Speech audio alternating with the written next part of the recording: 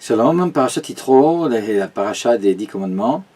Et nous allons étudier Bezrat Hashem ici, pas les 10 commandements eux-mêmes, mais les deux versets, celui qui précède les 10 commandements et celui qui suit les 10 commandements.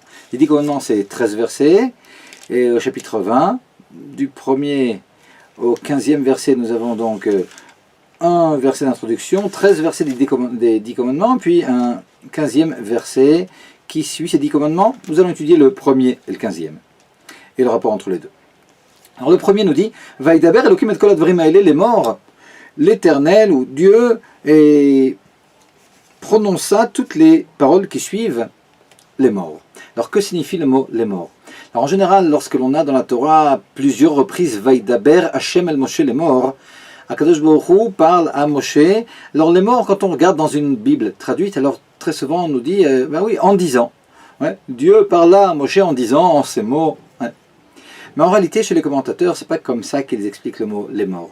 Le mot les morts, d'après les commentateurs, c'est pour qu'ils répètent. C'est-à-dire que lorsqu'il y a écrit Vaïdaber Hashem el Moshe les morts, Akadosh Baruch Hu dit à Moshe les morts pour que lui-même dise, pour que lui-même finalement dise le message qui lui a été transmis par Akadosh Baruch Hu, qu'il le transmette lui-même au peuple d'Israël. Et là, la question se pose, lorsque la Torah nous dit Vaïdaber Elokim et kol advarim haele, les morts, l'Éternel, Akadosh Baruch Hu, Dieu, prononça toutes ces paroles et les morts. Alors les morts, c'est pas pour que Moshe ou pour que quiconque les répète dans la mesure où tout le peuple était présent. On pourrait penser pour les répéter et aux autres générations, mais même ça en réalité ce n'est pas la signification, dans la mesure où d'après tous les midrashim, c'est rapporté dans le midrash Pirkei de Rabbi Eliezer, c'est rapporté dans le midrash Rabbah, Shemot Rabbah ici sur notre paracha, dans le midrash Tanchuma, dans le Zohar aussi, que toutes les Neshamot des Bnei Israël de toutes les générations étaient présentes lors de Matan Torah, lors du don de la Torah. Par conséquent, ici, les morts ne signifient pas pour que ces choses soient transmises, mais pour qu'il y ait une réponse. C'est-à-dire que, c'est assez original, tout le monde ne sait pas, mais lorsqu'Akadosh Baruch Hu prononça les 10 commandements, il les prononça, mais il attendait qu'il y ait une réponse. Et quelle était alors la réponse? Alors dans la Mechilta, le Midrash qui a porté ici sur ce verset, qui s'appelle Mechilta, alors nous avons deux avis, l'avis de Rabbi Ishmael et l'avis de Rabbi Akiva. L'avis de Rabbi Ishmael, c'est celui qui est rapporté ici par Rashi, est que selon le genre de parole qui était prononcé par Akadosh Baruch Hu, alors la réponse devait être oui ou non. C'est-à-dire qu'il devait répondre à l'ehen, hen, ve lav, lav. Lorsque Akadosh Baruch Hu prononçait quelque chose qui était formulé de façon positive, Anochi Hashem Elokecha Asher hotzeticha meret Mitzrayim, je suis l'Éternel ton Dieu qui t'a fait sortir d'Égypte, alors il fallait répondre oui, tout le peuple ensemble. Et lorsque Akadosh Baruch Hu disait Lo yelecha Elokim acherim al panai, tu n'auras pas d'autre Dieu que moi, alors il fallait répondre non. Ça c'est comme ça que Rabbi Ishmael voit le don de la Torah. Alors que d'après Rabbi Akiva dans la Mechilta, les Bnei Israël devaient répondre à l'ehen, ehen, ve'alav, ehen. Sur tout ce qui était positif. Alors oui, Anochi Hashem Elokecha Asher hotzeticha meret Mitzrayim. Oui, tu n'auras pas d'autre Dieu que moi. Oui, alors évidemment c'est la même signification que chez Rabbi Ishmael. Ici le oui veut dire oui, c'est vrai, effectivement, nous n'aurons pas d'autre Dieu que toi Hashem. C'est vrai. Mais la question se pose, alors s'il n'y a pas d'importance finalement à cette formulation, alors pourquoi cette marloquette, ce différent, qu'est-ce qui se cache derrière ce différent? Pourquoi Rabbi Ishmael veut absolument nous faire comprendre que la réponse était négative, Rabbi Akiva la réponse positive à tout ce qui était formulé de façon négative? Qu'est-ce qui se cache derrière ce différent? Ça c'est notre première question. Passons maintenant au 15e verset. Alors, le 15e verset, c'est le verset qui suit les 10 commandements. Vechol ha'am roim et hakolot vet halapidim vet kol hashofar vet ha'ar hashen. Alors, ici une description de ce qui se passait pendant ces 10 commandements. Si je traduis littéralement, Vechol ha'am roim et hakolot vet halapidim, le début du verset, tout le peuple voyait les voix et les feux, etc. Alors après, il y a le son du shofar. Okay. Alors, comment expliquer ce verset? Alors il y a la façon de Rabbi Ishmael aussi dans la Mechilta et la façon de Rabbi Akiva. C'est-à-dire que sur ce verset aussi, il se trouve qu'il y a un différent entre les deux mêmes Tanaïm, Rabbi Ishmael et Rabbi Akiva, et puis chacun a son avis. Alors Rabbi Ishmael nous dit, non, quand il y a marqué que tout le peuple voyait et les voix et les flammes. Non, non, il voyait ce qu'on pouvait voir. Ça signifie finalement qu'il voyait ce qu'on pouvait voir et qu'il entendait ce qu'on pouvait entendre. C'est vrai qu'il n'est pas écrit ici qu'ils entendaient, mais c'est sous-entendu. Ouais, c'est une façon de formuler finalement. Et la Torah qui nous dit qu'il voyait en réalité, il voyait ce qu'on peut voir de tout ce qui suit. Là, les flammes, c'est quelque chose qu'on peut voir. La fumée, c'est quelque chose qu'on peut voir, donc c'est ce qu'il voyait. Mais les autres choses qui sont mentionnées dans le verset, qui ne sont pas visibles, comme les voix, comme le son du chauffard, ça c'est des choses qu'ils entendaient. C'est comme ça que Rabbi Ishmael finalement comprend ce verset. Il y a l'autre compréhension, qui est la compréhension plus au pied de la lettre dans ce verset de Rabbi Akiva, c'est celle qui est rapportée ici par Rashi, qui nous dit non, effectivement, le peuple il voyait les voix. Il voyait les voix. Et plus que ça, alors si je formule les choses telles que le fait Rabbi Akiva, Rabbi Akiva nous explique, ils voyaient ce qui s'entend et ils entendaient ce qui se voyait. Alors c'est quelque chose de complètement fantastique ici, la vision de Matan Torah d'après Rabbi Akiva, où tous les sens tout d'un coup étaient inversés, et ce qui se voit normalement là, on l'entendait. Donc on entendait, et alors le feu on peut encore se dire, bon d'accord c'est le crépitement du feu. Non, on entendait la vision du feu, et on voyait les ondes sonores finalement, quelque chose qui est vraiment étrange.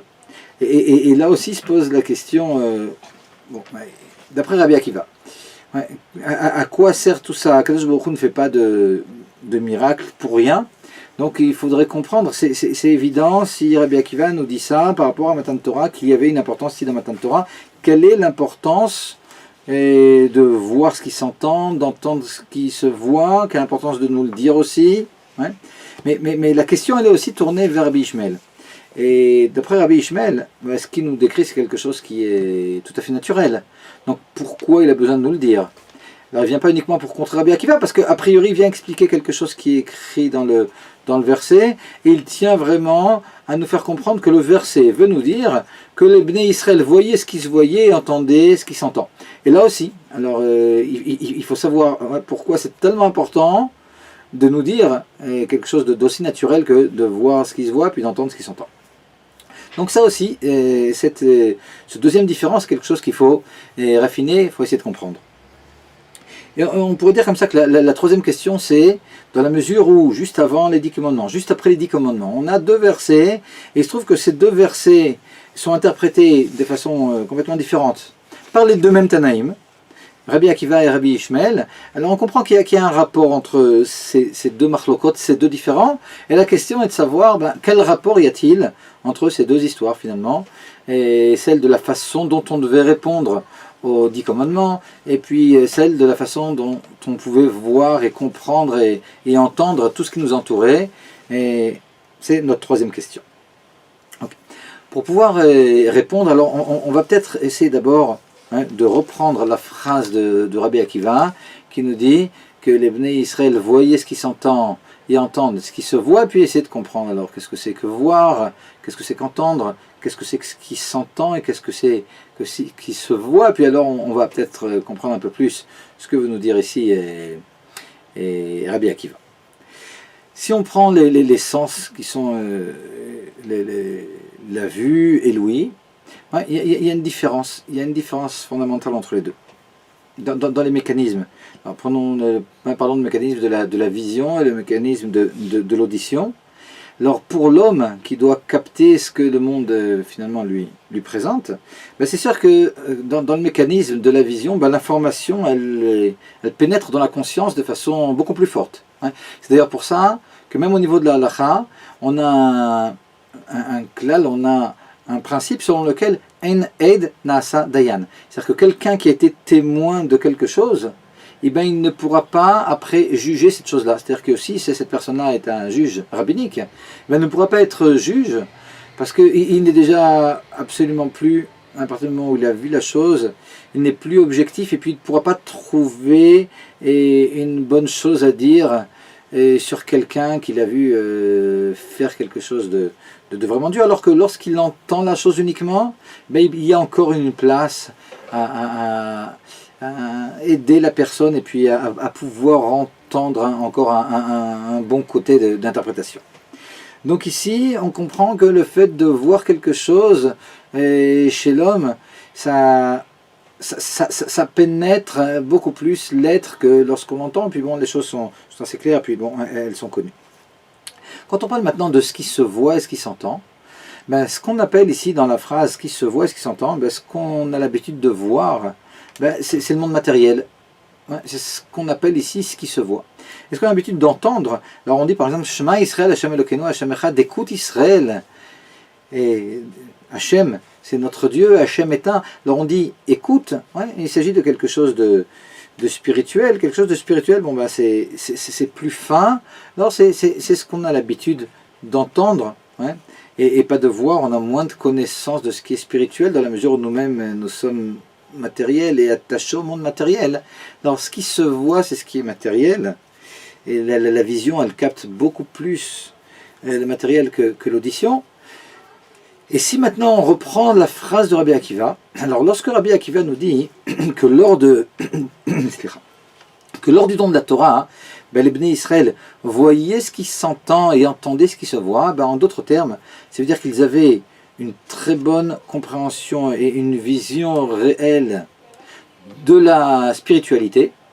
Mais à ce moment-là, c'est-à-dire que tout ce qui était spirituel, la Elokut, la divinité, et les mondes spirituels, on pourrait dire même plus que les mondes spirituels, l'essence divine, ben, c'était quelque chose qui leur était complètement dévoilé lorsque Akadosh Baruch Hu disait, d'après donc Rabbi Akiva, Anochi Hashem Elokecha, ben, cette essence divine, ben, il la vivait totalement, il la voyait réellement, et il n'entendait uniquement, et il ne faisait qu'entendre ce qui se voit en général, c'est-à-dire que tout le côté matériel du monde, ben, à ce moment-là, c'est quelque chose qu'il ne faisait qu'entendre. C'est-à-dire qu'il fallait à la limite croire un peu comme lorsque dans la Chassidoute on explique qu'il n'y a rien d'autre qu'Akadosh Baruch Hu, etc. Puis, alors, quand on approfondit, on arrive toujours à la question 2 minutes. Alors, est-ce que le monde existe réellement? La réponse est oui, le monde existe parce que c'est écrit dans la Torah, Bereshit, Bara Elokim, et Hashem Vatares, Akadosh Baruch Hu a créé le monde, donc le monde existe. Ben, quelque part, et ce niveau de réflexion, plus qu'une réflexion, c'est un niveau de vie, ben finalement c'est le niveau qu'avaient atteint les Bnei Israël, peut-être de façon ponctuelle uniquement pendant la Seret HaDiborot, mais en tout cas c'est ce qu'ils vivaient, c'était le niveau auquel ils étaient pendant que Akadosh Baruch Hu prononçait la Seret HaDiborot. Ils voyaient totalement la divinité, et ils ne faisaient qu'entendre, que comprendre vaguement le monde matériel qui les entendait. Donc ils étaient quelque part déconnectés. D'après Rabbi Ishmael, la vision de Matan Torah, c'est quelque chose de complètement différent. D'après Rabbi Ishmael, la vision de Matan Torah, c'est une vision qui est beaucoup plus naturelle. Les Bnei Israël voyaient ce qui se voit et entendaient ce qui s'entend. C'est-à-dire que les Bnei Israël, finalement, étaient restés complètement en bas. Le monde, c'était le monde tel qu'on le connaît.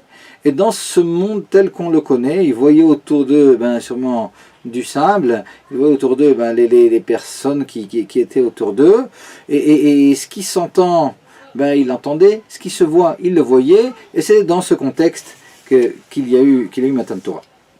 Et en réalité, on peut comprendre qu'il s'agit ici de ces 2 descriptions de Matan Torah, ces 2 descriptions finalement différentes d'Avodat Hashem, on peut dire de service divin, le service divin des tzadikim et le service divin des Baalei Tshuva. Alors les tzadikim, les gens pieux, les gens parfaits finalement, alors évidemment ils sont très peu nombreux, mais en tout cas, prenons maintenant la vision de Rabbi Ishmael. La vision de Rabbi Ishmael, c'est une vision de Matan Torah qui est donnée à un peuple qui, à ce moment-là, est un peuple de tzadikim. Finalement, le but de Matan Torah, c'est pas de se déconnecter. Le but de Matan Torah, c'est de prendre la divinité et de la faire descendre dans le monde ici-bas. Par conséquent, lorsque Rabbi Ishmael nous décrit un don de la Torah, qui nous paraît tout à fait naturel, quelque part, il y a quelque chose qui est extrêmement haut dans ce don de la Torah qui est naturel. Parce qu'il ne s'agissait pas pour Rabbi Ishmael ici et de se déconnecter. Le but du don de la Torah, c'était finalement, c'est le but de la création. Le but de la création, c'est de raffiner le monde tel qu'il est en bas, le monde matériel, de le raffiner et d'en faire finalement un mishkan, d'en faire un sanctuaire à Kadosh Baruch Hu. Mais si finalement on se détache du monde, qu'on se déconnecte complètement, on n'est plus là maintenant pour raffiner ce monde. Par conséquent, c'est Bnei Israël qui reste attaché au monde, et le monde continue à être monde. Et dans ce monde, ils sont bien les pieds sur terre. Et c'est dans ce monde qu'ils reçoivent la Torah, et cette Torah, alors ils comprennent que finalement il va falloir l'appliquer et puis changer ce monde et le raffiner. Ça c'est finalement la vision de Matan Torah d'après Rabbi Ishmael, et ça convient tout à fait à Rabbi Ishmael. Rabbi Ishmael, il était Kohen. D'après certains, il s'agit de Rabbi Ishmael Kohen Gadol aussi. Alors donc Kohen Gadol, c'était le grand pontife, le grand Kohen. Et le Kohen, c'est celui qui prend aussi la bracha, puis il la fait descendre de chez Kadosh Baruch Hu jusqu'au Am Israël, jusqu'en bas. Donc c'est ce qui s'appelle un service, un travail de haut en bas, prendre la divinité puis la faire descendre le plus bas possible. Ça c'est ce que comprend Rabbi Ishmael, puisque c'est ce qu'il vit aussi comme étant le niveau le plus élevé de Matan Torah. Finalement, c'est ce niveau-là, et c'est comme ça qu'il comprend, qu'il conçoit Matan Torah. C'est comme ça qu'est Matan Torah d'après Rabbi Ishmael. Rabbi Akiva, lui, Rabbi Akiva, il est considéré comme un Baal Tshuva. Alors, même s'il était regardant avant d'être devenu un Talmid Chacham, malgré tout, il n'a commencé à étudier uniquement qu'à 40 ans. Donc, de toute façon, c'est difficile de tout respecter lorsque l'on ne connaît pas. Et c'est, on peut dire, même impossible. En plus, Rabbi Akiva, on sait qu'il descendait de convertis.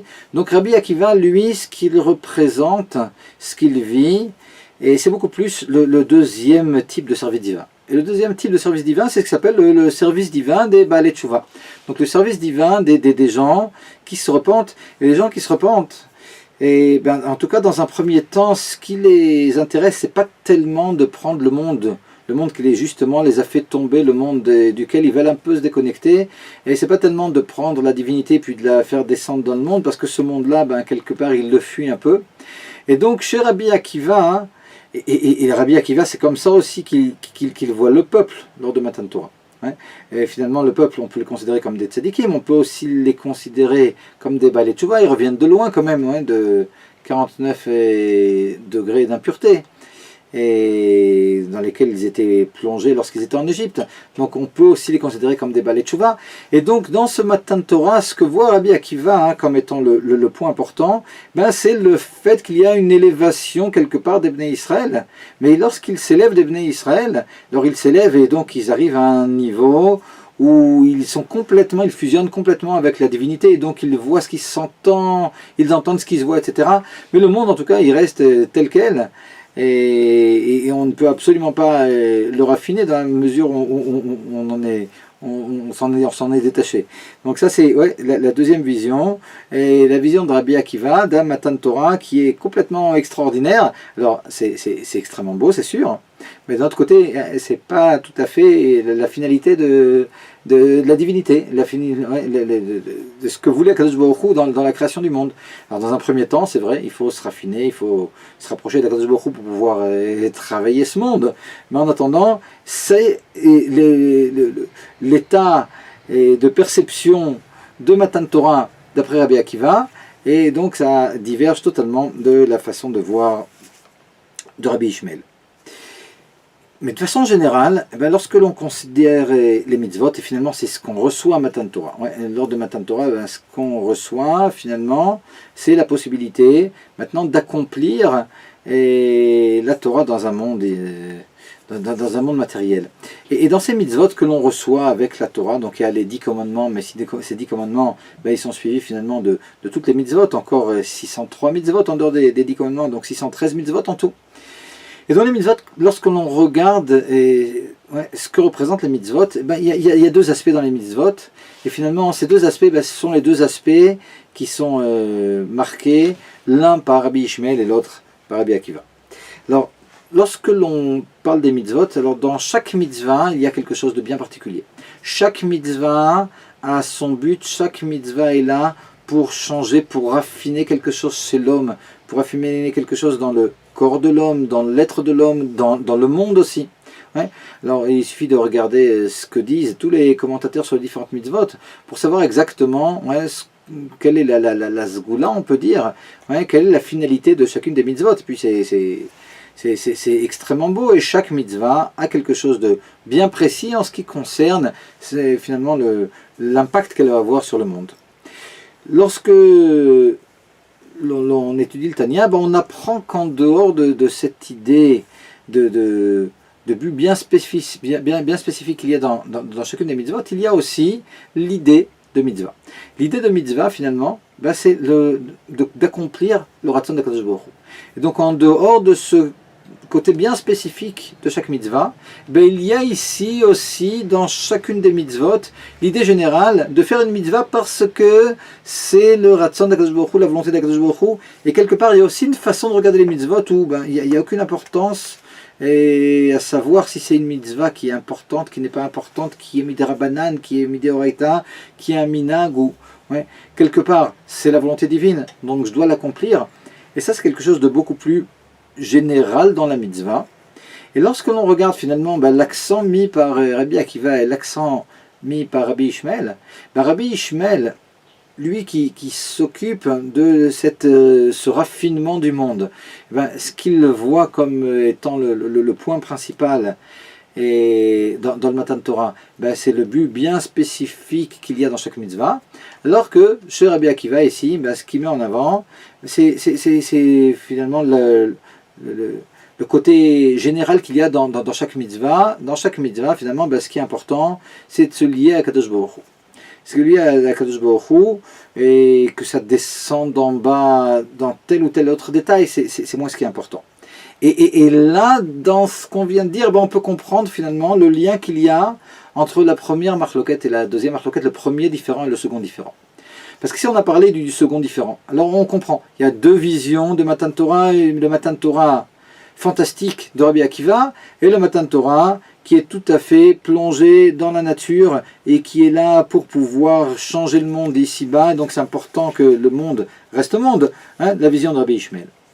Mais par rapport au premier différent, à savoir comment est-ce que les Bnei Israël devaient répondre aux paroles, est-ce qu'ils devaient répondre oui à ce qui était positif et non à ce qui était négatif, Rabbi Ishmael, ou bien oui à ce qui était positif et oui à ce qui était négatif aussi, d'après Rabbi Akiva, c'est tout à fait en rapport. Parce que d'après Rabbi Ishmael, finalement, si on comprend que ce qui est important dans les mitzvot, c'est principalement l'impact qu'ils vont avoir sur le monde, et puis pour chaque mitzvah, la façon dont elle va faire évoluer le monde. Évidemment, il faut absolument comprendre de quoi il s'agit. Lorsqu'Akadosh Baruch Hu nous donne une mitzvah, nous formule une mitzvah, il faut d'abord la comprendre. Anochi Hashem Elokecha, je suis l'Éternel ton Dieu. Alors je me concentre, oui, tu es l'Éternel mon Dieu. Lo yelecha Elokim acherim al panai, alors je me concentre.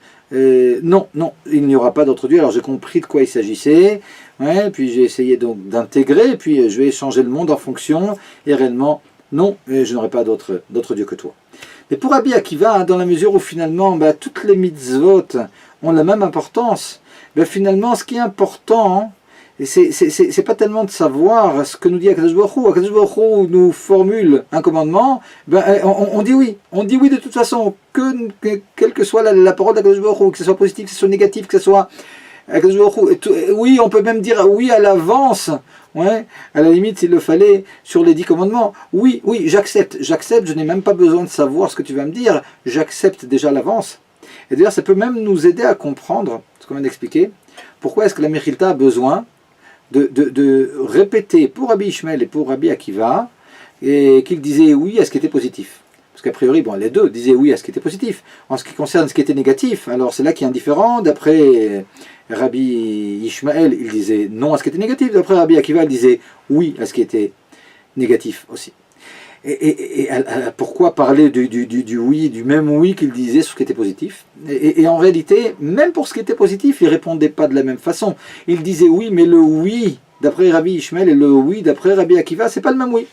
Le oui d'après Rabbi Akiva, c'est quelque chose de beaucoup plus général. Oui, oui, à la limite, je n'ai pas besoin de savoir ce que tu es en train de me dire, même quand tu me dis Anochi Hashem Elokecha, ok. Ok, tu m'as dit quelque chose, je le ferai. Le oui de Anochi Hashem Elokecha de Rabbi Ishmael, il est différent. C'est un oui qui est beaucoup plus, qui a traité l'information, qui l'a comprise et qui est déjà dirigé vers l'application. Donc quelque chose d'un peu différent. Et encore une fois, c'est intéressant de voir que c'est en rapport aussi avec Rabbi Akiva et Rabbi Ishmael, hein, comme on a dit précédemment, Rabbi Ishmael qui regarde les choses dans les détails, et Rabbi Akiva hein, qui regarde les choses de façon plus générale comme un Baal Tshuva. On peut même dire quelque chose d'encore plus profond en ce qui concerne Rabbi Akiva ici. Lorsque Rabbi Akiva nous dit que les Bnei Israël disait finalement oui à ce qui était positif et oui à ce qui était négatif, c'est peut-être quelque part, alors c'est un peu paradoxal ce que je veux dire après ce que j'ai dit précédemment, mais en réalité, quelque part il y a aussi quelque chose de plus profond dans ce que dit Rabbi Akiva. Il y a un aspect aussi plus profond dans ce que dit Rabbi Akiva que dans ce que dit Rabbi Ishmael. Alors, l'aspect plus profond sur Rabbi Ishmael, on l'a compris. Ouais, c'est la compréhension plus profonde de chacune des brotes pour pouvoir finalement réagir de façon adéquate. Mais d'après Rabbi Akiva qui répond oui à ce qui est négatif, quelque part il y a aussi cet aspect de dire que Rabbi Akiva voit la profondeur des choses, et même dans les choses qui sont négatives. Et il ne voit pas uniquement le danger qu'il peut y avoir dans la chose, mais il voit le oui, il voit finalement le travail et la lumière qu'il peut y avoir aussi dans l'accomplissement des interdictions. Alors, quand on parle de Chassidut, juste une parenthèse, on a toujours l'habitude d'expliquer que si dans le Moussar, souvent on aime expliquer les choses de façon négative, non seulement les choses qui sont négatives, et il ne faut pas transgresser le Shabbat parce que c'est mauvais, ok. Mais souvent on nous dira aussi, les tefilines, a priori les tefilines, c'est très beau, mais on nous dira souvent dans le Moussar, non, il ne faut pas ne pas mettre les tefilines parce que c'est mauvais. Tu n'as pas besoin de me dire que c'est mauvais de ne pas mettre les tefilines, dis-moi ce qu'il y a de bon dans les tefilines. Dans la Chassidut, c'est tout le contraire. Dans la Chassidut, alors non seulement on vous expliquera et ce qu'il y a de bon dans les tefilines, alors il suffit d'étudier Derech Mitzvotecha pour voir ce que c'est que la mitzvah tefilin et puis tout ce qui se passe dans le monde supérieur lorsque l'on met les tefilines, etc., des choses extraordinaires. Mais plus que ça, dans le Chassidut, même lorsque l'on parle d'une mitzvah qui est négative, on va en parler de façon positive. C'est-à-dire qu'on va nous expliquer pas les dangers qu'il y a tellement dans l'interdiction, comme toutes les choses extraordinaires que l'on va engendrer finalement lorsque l'on aura la possibilité et l'envie d'enfreindre une interdiction et puis qu'on ne le fera pas. Alors là aussi on ne nous parlera pas finalement de ce qui est négatif, mais de toutes les lumières et de toutes les élévations qu'il y aura en n'ayant pas enfreint finalement l'interdiction. Et là c'est un peu ce que nous dit Rabbi Akiva lorsque Rabbi Akiva nous dit qu'il disait al hen hen valav hen, alors c'est aussi, ça vient ici aussi en passant traduire cette profondeur de vision de tout ce qu'il peut y avoir de positif finalement dans ces interdictions qui ne seront pas bafouées.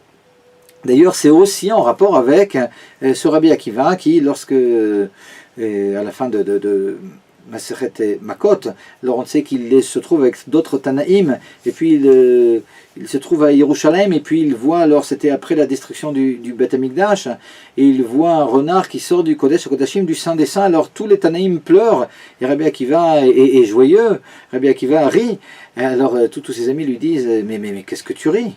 Alors lui il leur dit, mais pourquoi est-ce que vous pleurez? Au contraire, moi je ris parce que maintenant que je vois que les mauvaises prophéties et d'Ouria se sont accomplies quant à la destruction du Beth Amikdash, je comprends que les bonnes prophéties de Zecharia quant à la construction prochaine du Beth Amikdash vont aussi s'accomplir, les bonnes prophéties qui nous parlent Od yishvu zkenim veskenot berchovot Yerushalayim. À nouveau, les vieilles personnes, hommes et femmes, se seront assises dans les rues de Jérusalem. D'ailleurs, ce qu'on voit aujourd'hui, Baruch Hashem, et qu'on est du sheket, du calme, dans les rues de Jérusalem, un peu comme partout dans le monde, Bezrat Hashem, pour tous. Toujours est-il que Rabbi Akiva sait voir à la profondeur même de la galoute, dans la profondeur de la galoute, il sait voir finalement le côté positif. Donc on a ici ces deux façons de voir, hein, celle de Rabbi Ishmael et celle de Rabbi Akiva. Et en réalité, dans la mesure où on sait que Elu, Ve'elu, Divrei Elokim Chaim, et lorsque la Torah, ici la Mechilta, le Midrash, nous rapporte deux avis, on comprend qu'en réalité ces deux avis, alors il ne s'agit pas de savoir qui a raison, parce que les deux ont raison. C'est-à-dire que dans Matan Torah, on avait deux aspects. On avait Matan Torah qui était fantastique, et puis on avait Matan Torah aussi, on avait les pieds sur terre. Quelque part, selon peut-être les personnes, alors la conception était comme ci ou comme ça, et par rapport à la réponse aussi, il faut comprendre, de la même façon que Akadosh Baruch Hu pouvait dire en même temps plusieurs dibrot, il y avait aussi sûrement chez les Bnei Israël cette possibilité de dire oui et de dire non, mais les deux, alors on doit les étudier comme ça séparément, mais dans la mesure où finalement c'est deux choses qui sont Torah. Et le message de Rabbi Akiva et le message de Rabbi Ishmael, ces deux messages sont deux messages qui nous sont donnés par la Torah. On ne nous demande pas de choisir, et finalement il faut qu'on comprenne qu'il nous est donné finalement à appliquer ces deux messages. C'est-à-dire que quelque part, il ne faut pas tomber dans un rationalisme à outrance, c'est-à-dire prendre uniquement l'avis, Rabbi Ishmael sait que l'avis de Rabbi Akiva est aussi Torah. Rabbi Akiva sait aussi que Rabbi Ishmael est aussi Torah. Donc ici, il ne s'agit pas de tomber dans un rationalisme à outrance, comme on dit, et comme on a dit, selon lequel, non, Matan Torah c'était uniquement quelque chose de tout à fait naturel, et puis il n'y avait absolument rien d'exceptionnel, et puis refroidir finalement toute imagination. Et d'un autre côté, il ne s'agit pas non plus d'être astronaute et puis de comprendre que Matan Torah, c'est quelque chose finalement où on est déconnecté et puis et on n'a plus rien à voir avec le monde. Matan Torah finalement c'est ces deux choses à la fois. C'est-à-dire que Matan Torah, c'est cette possibilité que l'on a d'ailleurs dans la vie. On a déjà parlé de ces cycles, de ce sinus où pendant la tfila, on s'élève, on se rapproche d'Akadosh Baruch Hu, puis après quand on s'approche d'Akadosh Baruch Hu, on doit comprendre la profondeur de la volonté d'Akadosh Baruch Hu. Cette profondeur de volonté d'Akadosh Baruch Hu, c'est justement pas qu'on soit déconnecté, mais c'est que l'on redescende ici dans le monde pour le raffiner, pour être finalement aller au travail, et puis rencontrer des gens, et puis et réparer tout ce qu'il y a à réparer dans ce monde finalement, et utiliser aussi tout ce qui est à notre disposition pour pouvoir diffuser la Torah, l'annonce de la Géoula prochaine, etc. Et par conséquent, ces deux mouvements, le mouvement de Rabbi Akiva, qui est un mouvement de Baal Tshuva, on est tous aussi et Baal Tshuva et Tzadikim, on a tous finalement ces deux côtés. Alors le côté Baal Tshuva, c'est quelque part le côté du matin. Le matin, on n'est pas encore complètement plein de la volonté divine, et on se lève et puis on étudie la chassidoute un peu avant la tfila, pour se rapprocher d'Akadosh Baruch Hu, puis après on prie, on se rapproche d'Hachem. Alors là on s'est déconnecté quelque part, pendant la tfila on n'a pas tellement bougé le monde, ça c'est Rabbi Akiva, et puis par la suite, et évidemment, il ne s'agit pas de rester déconnecté. Alors on redescend dans ce monde et on doit aller jusqu'au bout maintenant. On redescend et puis tout ce que l'on a la possibilité de faire dans ce monde matériel pour y amener la Géoula, c'est ce qu'on devra faire finalement. Ça c'est la vie de Rabbi Ishmael. Et puis comme ça, on monte, on descend. Et Bezrat Hashem, jusqu'à ce que l'on ait la joie de pouvoir réellement faire apparaître Akadosh Baruch Hu ici-bas, et avec la Géoula un petit Vashlema Bekarov Meod.